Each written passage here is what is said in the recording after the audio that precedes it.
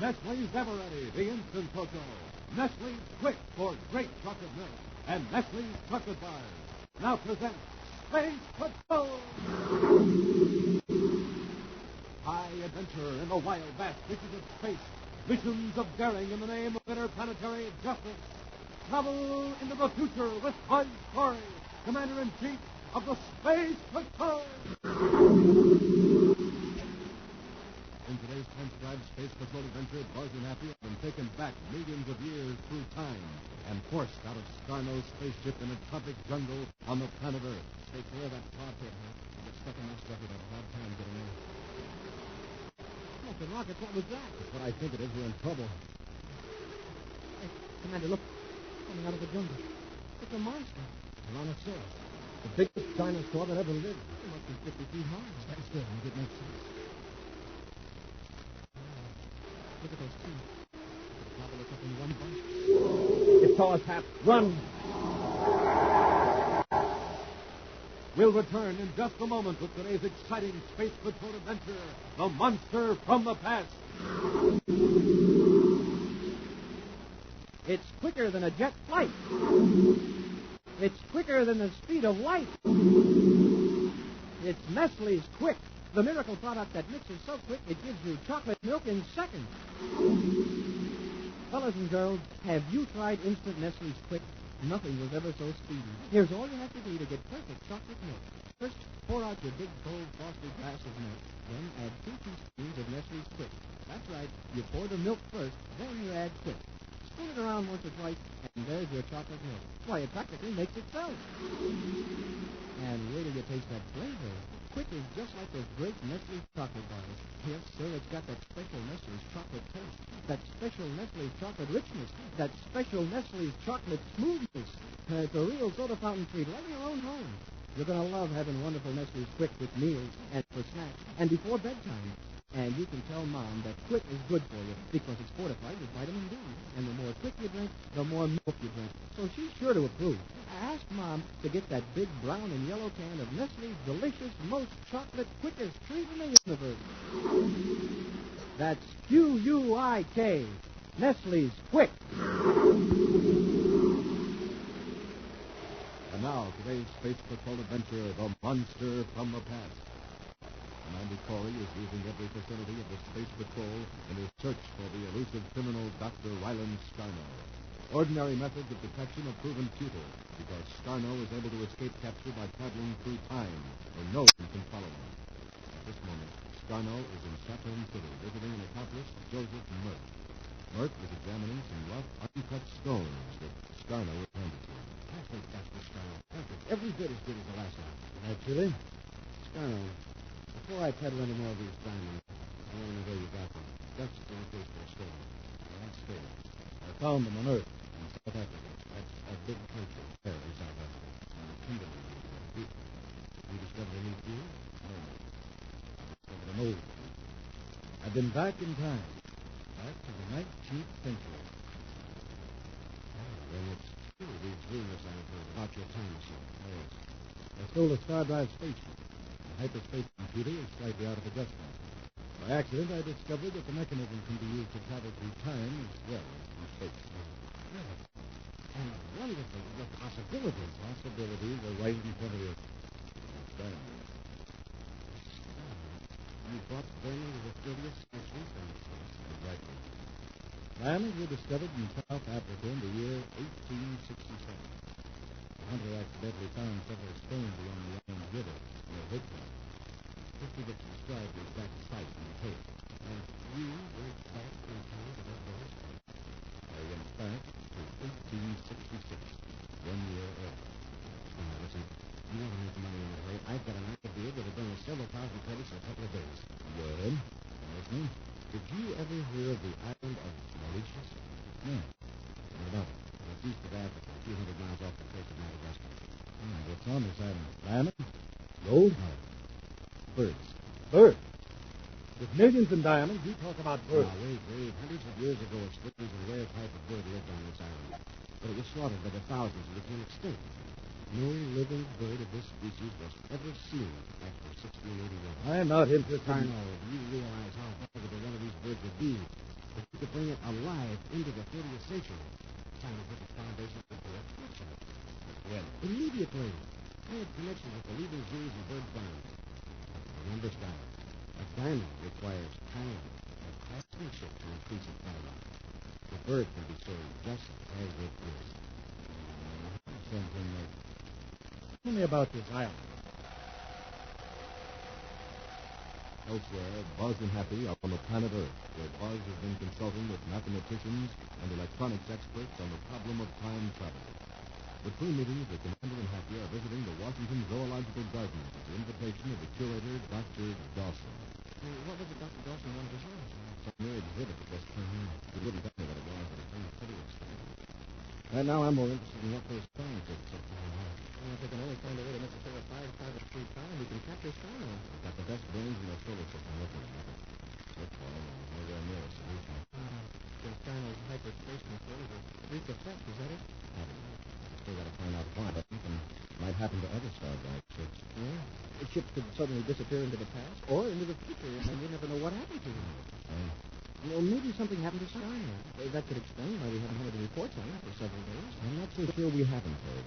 Star knows best better to get small items of great value from the past into the present. Oh, like the pirate treasure we brought back the first time. Yes. The dealer on Saturn received some diamonds from the man at the betting slip. He told the dealer he found the uncut stones on Venus in a hanging pit. He could have. I mean, there are diamonds on Venus. Yes, but so far none of this particular type. They're similar to diamonds from some region of Earth, chiefly South Africa. However, this Joseph Mert could have been telling the truth. Joseph Mert? Oh, that's the man who sold the diamonds. Here comes Dr. Dawson. Sorry to keep you waiting, Commander. We've had plenty to keep us interested, Doctor. I'll say. You must have every bird in the universe in those cages. No, not quite. But I'm going to show you gentlemen something that will more than make up for any omission. You mean the new exhibit? Yes. Now, if you just come down the path to the next stage, please. Sure. If anyone had told me a week ago that there was any such bird as this in existence, I would have laughed in the person's face. What kind of a bird is it? Oh, I want you to see it before I tell you. Frankly, I am more excited about this bird than I've been about anything in years. Well, what do you think of it? Sure funny looking. A great big body, a little scrawny wings. Don't tell me it can fly.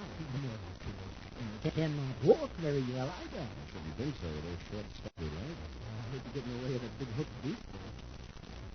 Gentlemen, for more than 1,000 years, the bird was believed to be extinct.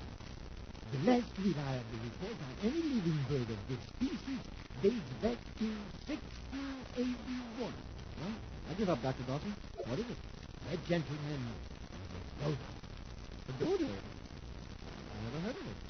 Except in the expression, dead is a dodo. The phrase refers to this very bird. In the 16th century, there were plentiful on the islands of Mauritius, in the Indian Ocean. But in less than 200 years, they had all been killed or lost. Oh, Amazing, Doctor. how did you get this one? Amateur ornithology, What? Ornithology, an expert on birds.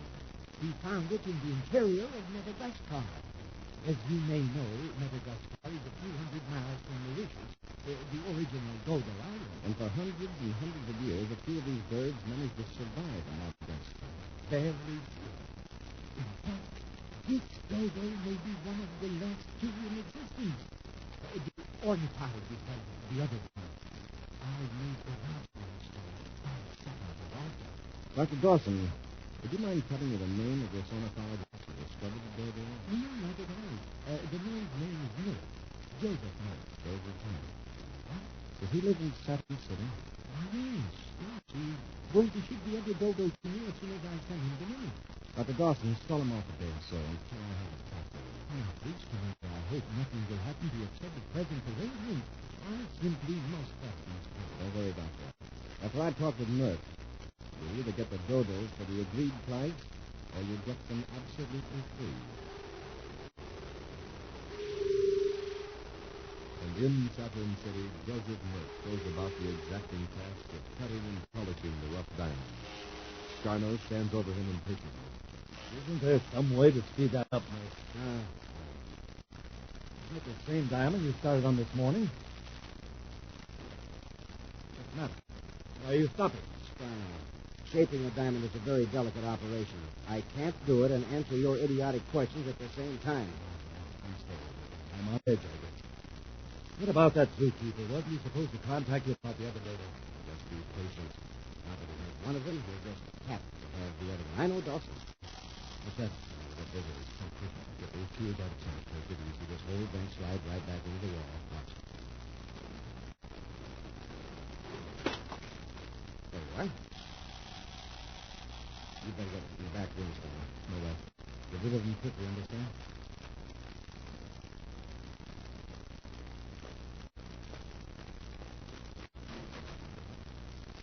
Yes? I'm Commander Corey of the Space Patrol. I'm looking for Joseph Merck. Hi, Mark. What can I do for you? I'd like to talk to you about your deal with Dr. Dawson. Deal? Involving a certain rare bird. Oh, very well. Come on. Forgive me if I don't understand why the Space Patrol is concerned about this. After all, there's no question of fraud. Dr. Dawson is convinced that the bird I left with him is a real dodo. Yes, I know. But as I understand it, you have another dodo here in Saturn. Okay? Yes. Just be delivered to Dr. Dawson with a certain financial terms. Then you admit bringing a dodo from Earth to Saturn. Of course. When any form of wildlife is brought from one planet to another, it must pass through quarantine. No spaceport on Earth or in Saturn has any record of inspecting a dodo. Really, you can't be serious. There's no danger of disease. I've brought dozens of birds from one planet to another, and not one has been a carrier of harmful bacteria. Yes, I know. That's true of 30th century birds, but it may not be true of birds from the 16th. Commander, from the way you talk, one would think you're suggesting that these two birds were actually alive in the 16th century. That's exactly what I am suggesting, Mr. Moore.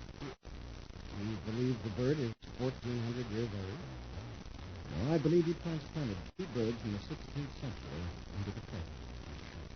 Serious, such a thing is impossible. Well, if you have a star-drive spaceship that'll go back into the past. Mr. Merck, you recently sold some diamonds, I believe. Yes, I did. Diamonds I found on Venus. Are you sure they didn't come from Earth? If you can travel in time, you can go back to the time and the place the diamonds are plentiful. Or where dodos swarm like pigeons on stars. This is all ridiculous. I've committed no crime. Perhaps you know someone who has. Ryland Scarno, for instance. Ryland Scarno? I've never heard of it. Well, I just We'll see how you react to the danger. Now, if you show me where that other dodo is, I'll put it in quarantine. It won't be necessary, Corey. Look out, Commander. Scarno. I won't worry. The first slight move from either of you, and I'll drop you. That's destroying the whole setup. Not going to do him any good. Once before, Commander, I took you back into the past to get rid of you. It didn't work. Only because I made the mistake of returning to that same instant of time. This time, there'll be no mistake. They get into the ship while they're still unconscious. They're going back into the past, Merc, and they'll never return. We'll return to Space Patrol in just a moment. Say, Captain Seatbelt, if you had 3 wishes, what would you wish for, huh? Well, Tony, let me think. I know what I'd wish for. You want to hear? Sure. I wish I owned a glass factory, too. Well, that's kind of strange. What's your next wish? I wish I owned all the cows in the world. Oh, now I'm beginning to get it. And your third wish would be? To have cans of Nestle Quik whenever I snap my fingers. That's certainly sensible, Tony. You know, with your factory, you'd always have nice big glasses. With your cows, you'd get all the cold milk you'd need. And then you'd drop in your Nestle's Quik and have a never-ending supply of the world's most sensational chocolate milk. Boy, I sure love Nestle Quik.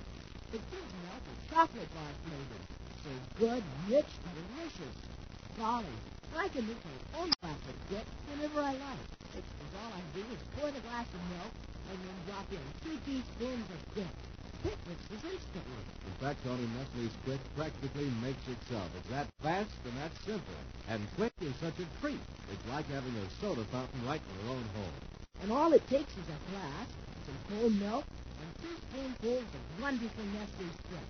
And say, Spacer boys, you tell your mom that Quik makes milk taste so great, you'll be drinking lots more of it. And that's sure to please your children. Remember, you want Nestle's Quik in the big brown and yellow can. And now, back to our Space Patrol adventure, The Monster from the Past.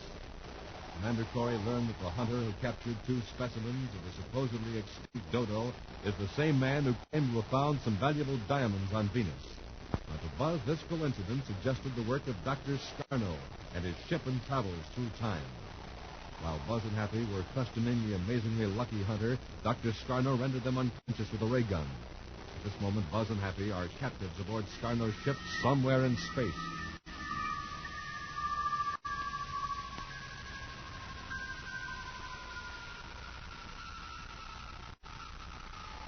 Seems to me we've been in Star Drive an awful long time. Let's start figuring what we're going to do here.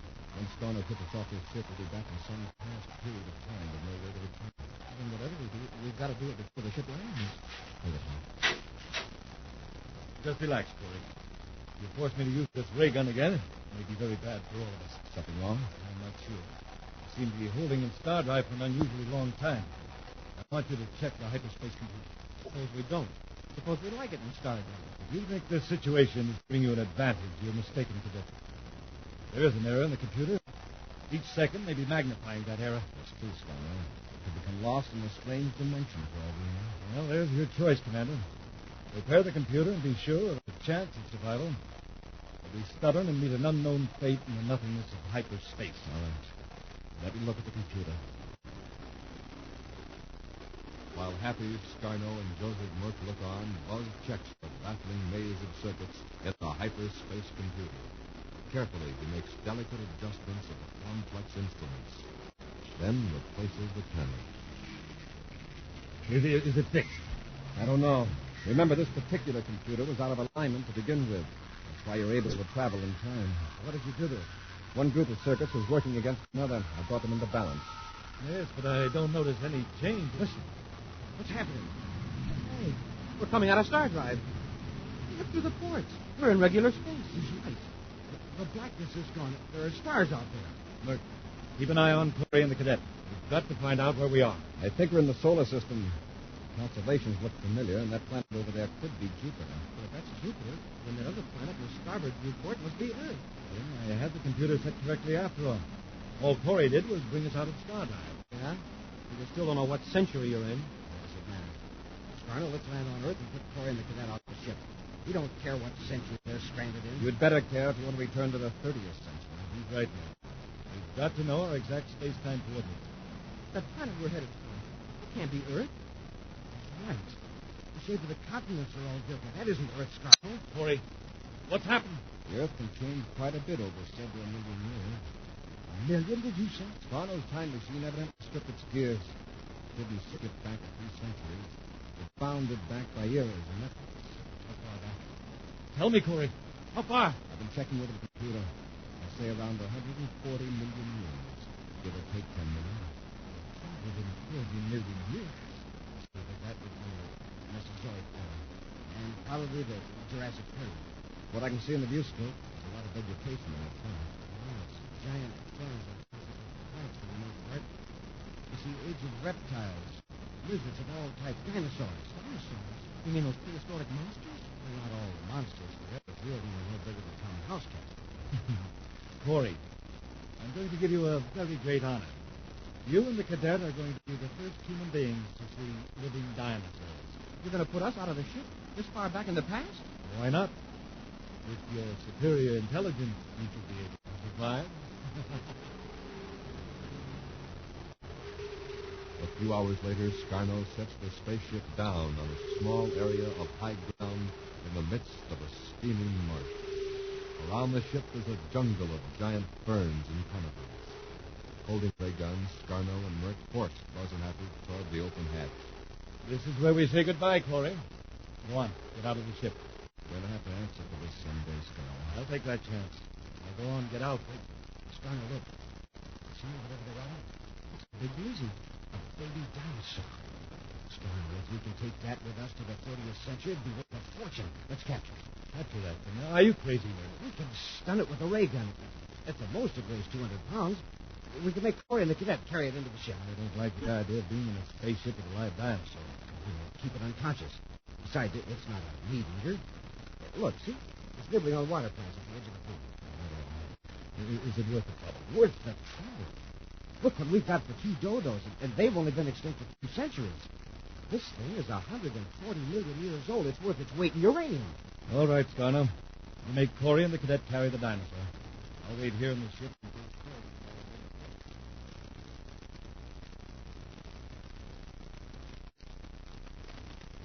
Dinosaur hasn't hurt us yet. Suppose the ray gun doesn't work. It might take several blasts to knock it out. If it could hear us, it's raising its head. Right here. Don't move. What's that sound? It's like a tree of power over to the right. Now it's like over that way. It's very far away to the wind, but time to get closer to it. They took that for a power. It's like an aspect of a long time behind. Come on. The dinosaur's going back to Eden. Look, the rockets. What was that? Everyone scared away our baby dinosaur. I'm getting back to the ship. Commander, look. Coming out of the jungle. It's a monster. Tyrannosaurus. It must be 50 feet high. It's looking around. Oh, look at the size of those teeth. It could gobble a man up in one bite. You two stand back. I'm running for the ship. Stand still. Merc, you idiot! Merc, use your ray gun. It won't stop that thing! It may slow it down. Shoot! It's still coming. Ah! I'm stuck! Help me! Merc's fallen into the tar pit. We can keep that tar pit between us and the dinosaur. It can run 3 times as fast as we can. Commander, it's stuck. Stuck in the tar. I hope it's deep enough to hold the dinosaur while we pull Merc out. Come on. Help me! Pull me out! Give me a hand, Merc. Have brace your feet. Grab me around the waist. Now pull. Getting in. Once more. Pull. We have to leave the ship before that thing gets loose. Starno, he's blasting off. Starno, don't leave me here. Don't leave me! He's gone. He left me here in a world full of monsters. We can't survive in a world like this. We're helpless. Right now, the safest place is right here with this target. There's our life insurance. The bogged down Tyrannosaurus. Huh? Every living thing is afraid of that monster. No other dinosaur is going to come close until this one sinks into the tar and disappears.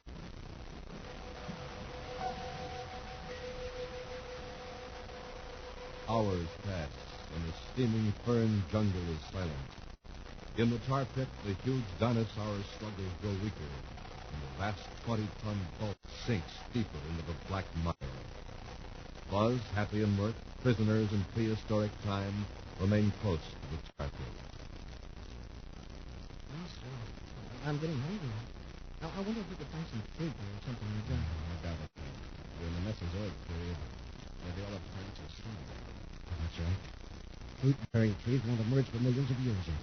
My stomach isn't going to wait. If Merc hadn't dropped his ray gun into the tar pit, I'd be able to spawn some small rivers. Really? Guess I'm not hungry after all. Commander, listen. Am I crazy, or is that a spaceship? Ship, all right. Scarno, I've been expecting him. Expecting him? Why? Why would he come back? I imagine he had some trouble getting out of the Mesozoic era. He tampered with a hyperspace computer. I fixed it so it wouldn't go back into the star drive. Here he comes in for a landing. Oh, but he's praying his heart out that we're still alive. Well, come on. Let's see what kind of offer Scarno will make us for a little advice on time travel.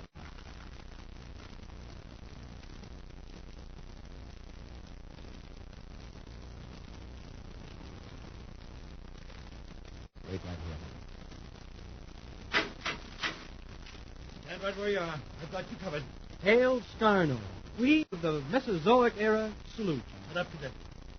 Right, Corey, what did you do to the hyperspace computer? It's a little complicated, Scarno. I'd have to show you. And your price for that, I suppose, is a return to the 30th century. Plus your immediate surrender. Hand over your weapon. Not so fast, Corey. Given a little time, I could probably locate the trouble myself. I'll be perfectly safe inside the ship, and you'll be at the mercy of the dinosaurs. Hey, Commander. It's another Tyrannosaurus. Yes. Probably searching for its mate there in the tar pit. You'd better accept my terms, Corey. What are they? Get the ship back to the 30th century, and I'll release you unharmed. You haven't much choice, Corey. All right. I'll get you back to the 30th century. With Murk guarding Buzz and Happy, Scarno blasts off from Earth. Then, out in space, Buzz corrects the hyperspace computer and plots a vector for a return to the 30th century. The ship cuts into star drive, and after anxious moments emerges into regular space. The others wait expectantly as Buzz makes an astrogation check. Checks out, Scarno. The positions of the stars and planets show we're back in the true present. By real star time, it's just 9 hours since it blasted off Saturn. How can you tell so exactly? By the positions of Saturn's moons. If you don't believe me, tune in a time signal frequency on the spacephone. I believe you. And now, Commander... And now you can release us. I suggest Mars. You can land near a settlement and blast off without being seen.